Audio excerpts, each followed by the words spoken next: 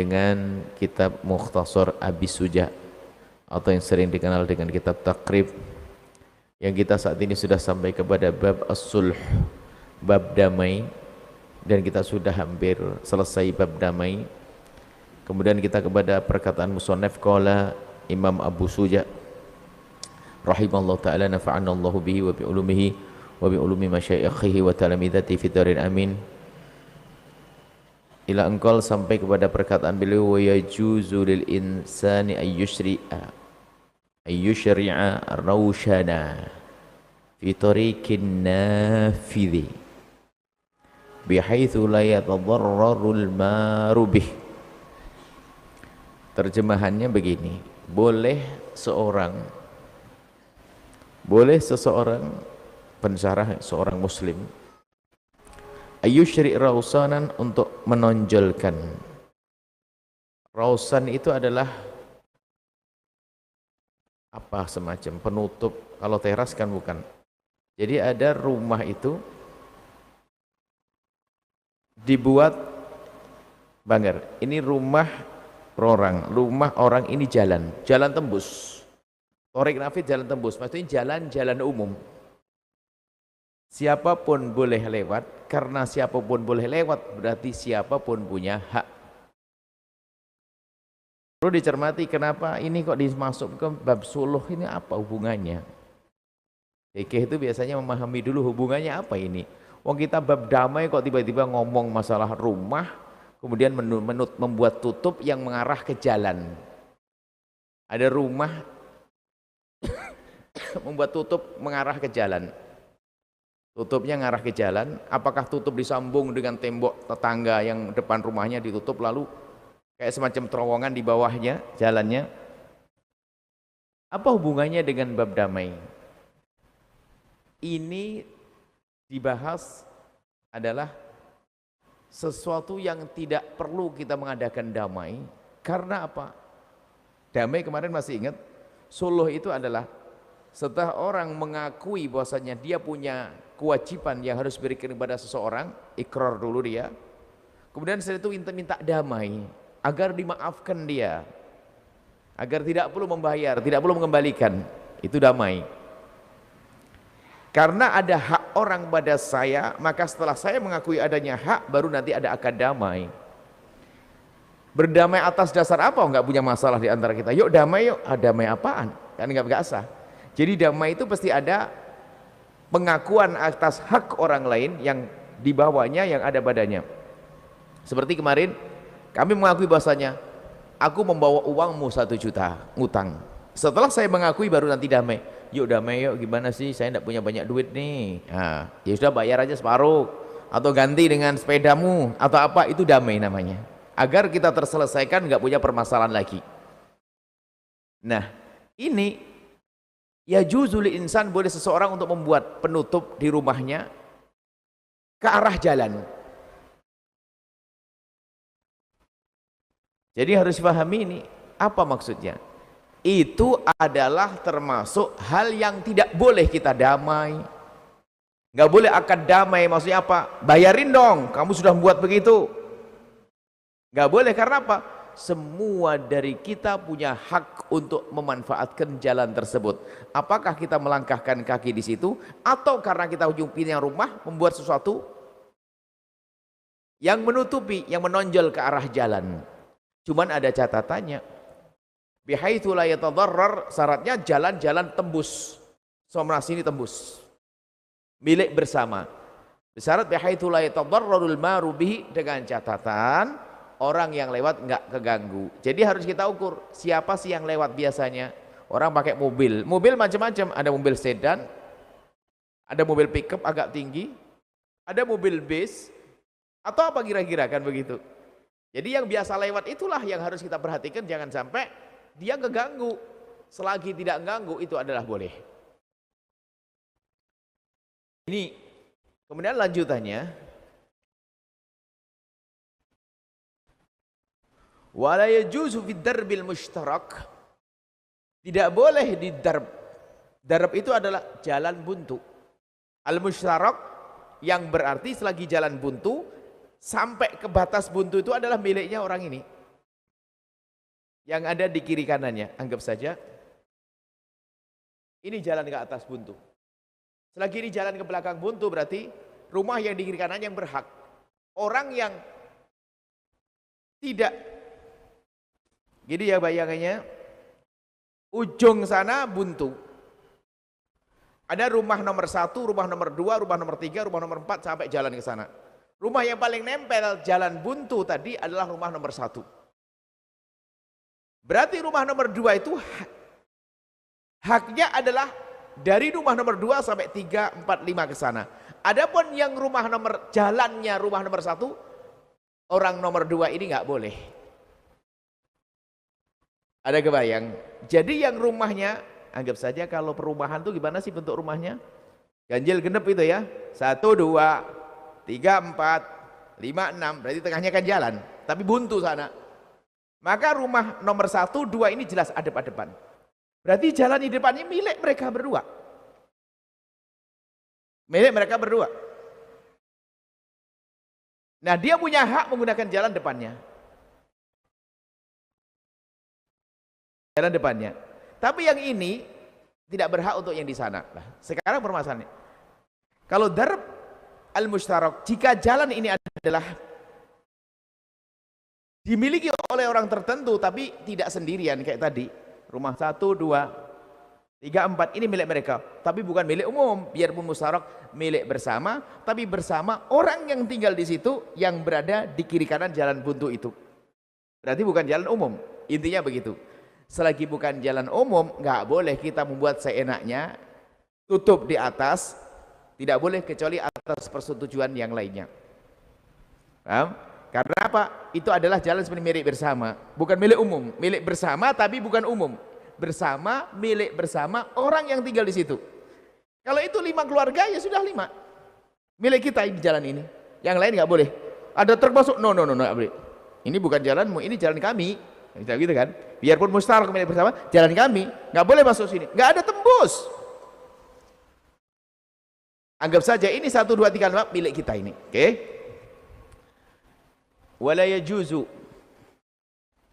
fi darbil mushtarak, di jalan buntu yang memang dimiliki bersama oleh orang yang berada di sekitar jalan buntu, tidak boleh membuat tadi rausyana, penutup yang menutupi jalan, nggak boleh illa bi'idzni syuraka, kecuali dapat izin dari orang yang ada tinggal di situ yang memiliki jalan tersebut. Nah, berbeda dengan pertama. Kalau jalan umum semuanya bebas.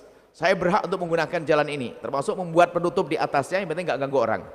Tapi kalau sudah jalannya jalan yang tidak tembus, berarti milik orang di situ, maka siapapun dari kita yang di situ nggak boleh membuat sesuatu kecuali dapat izin dari tempat yang situ. Baik. Kemudian kalau tidak dapat izin gimana? Saya perlu untuk membuat ini supaya kalau turun saya nggak kehujanan.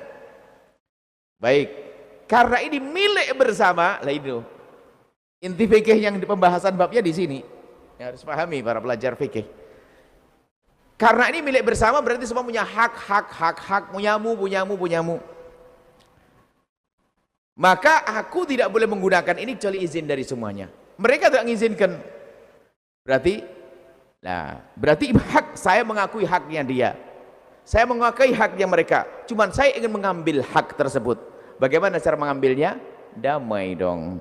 Boleh saya nyewa kepada semua ini, boleh berdamai, saya bayarin. Lah ini nih, bab damainya rupanya di sini ujungnya.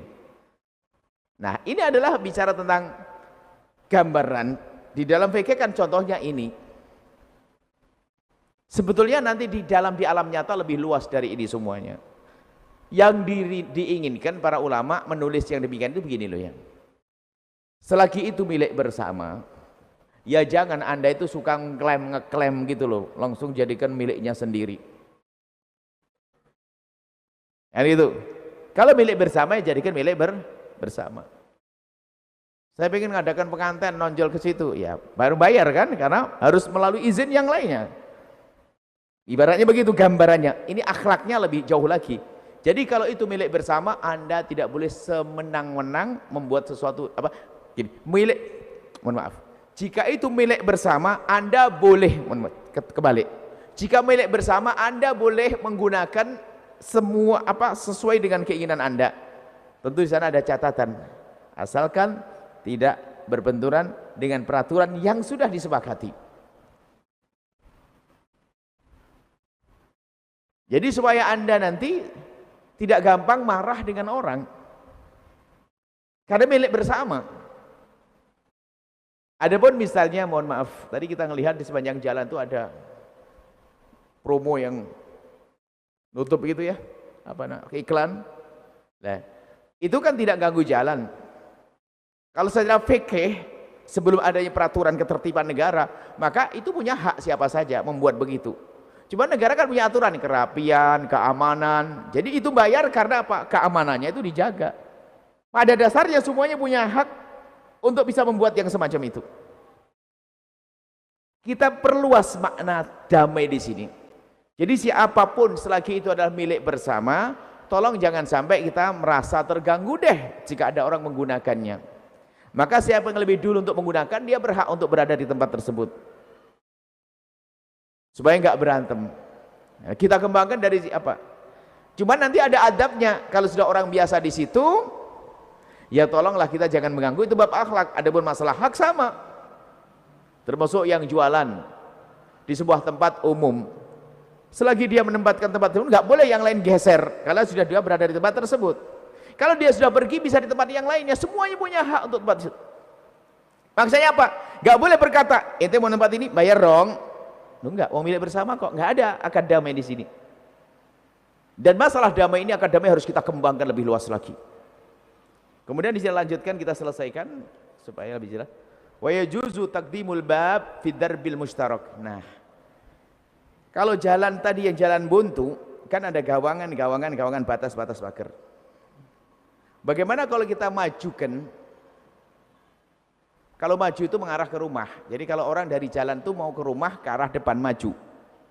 Jadi tempat tujuan kita adalah rumah. Berarti semakin dekat ke rumah itu adalah maju. Jadi kalau ke arah jalan namanya mundur, supaya tahu maju mundur. Sekarang kita tahu masjid itu depan sana posisi. Nah ini harus sepakat dulu dong. Depan masjid. Ntar, depan masjid mana ini? Ayo sepakat dulu dong, apa mana depan masjid? Sana mihrab, Ka'bah sana, depan sana sini. Ayo, enggak sepakat kan? Enggak bisa, harus sepakat itu. Depan masjid sana, oh enggak, sana depan masjid. Makanya ambil di depan masjid. Satu pergi ke sana, satu pergi ke. Nah, ini kan masalah kesepakatan saja. Depan masjid sana dibilang depan bisa saja, karena kan kelihatannya mukanya ke sana itu belakang. Urusannya bisa saja depan. Kenapa? Semua kalau sholat kan ke sana, sudahlah. Ya, termasuk di sini juga begitu. Yang disebut depan itu yang mana sih?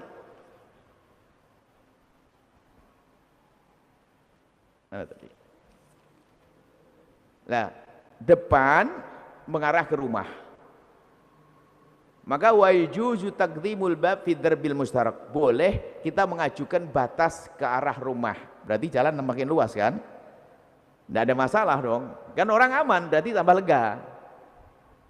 Wa la yajuzu ta'khiruhu, tapi kalau kita mundurkan sampai ke jalan enggak boleh, karena ini bukan milik umum, tapi apa tadi?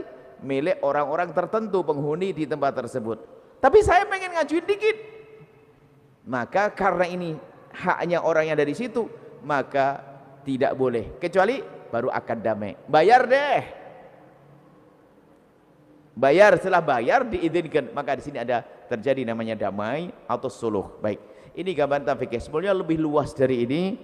Dan yang diinginkan apa? Dahulukan damai daripada persengketaan. Ngalah lebih bagus daripada harus berantem dalam urusan-urusan sepele ini. Yang ngasih rezeki Allah kok, kan gitu. Makanya kami himbau orang yang jualan tidak usah berebut tempat, dan jangan rebut juga tempatnya orang. Kita harus pandai berdamai dalam segala urusan. Di rumah yang punya permasalahan, yuk pandai berdamai.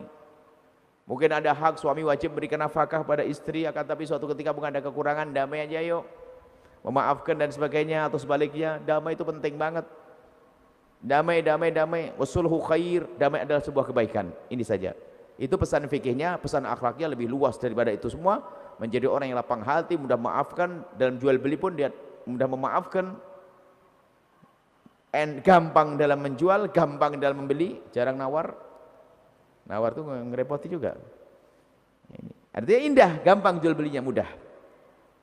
Nah ini adalah masalah damai. Baik, sampai di sini. Yuk kita semua menjadi juru damai, sedang berdamai. Jangan pandai, jangan sedang kita bersengketa. Damai gampang aja deh.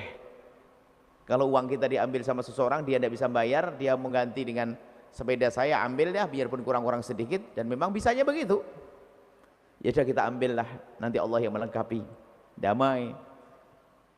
Biar segera terputus permasalahan kita dengan orang tersebut, seperti itu. Baik, kita langsung. Setelah Anda menyaksikan video ini, jangan lupa berselawat kepada baginda Nabi Muhammad sallallahu alaihi wa alihi wa sahbihi wasallam.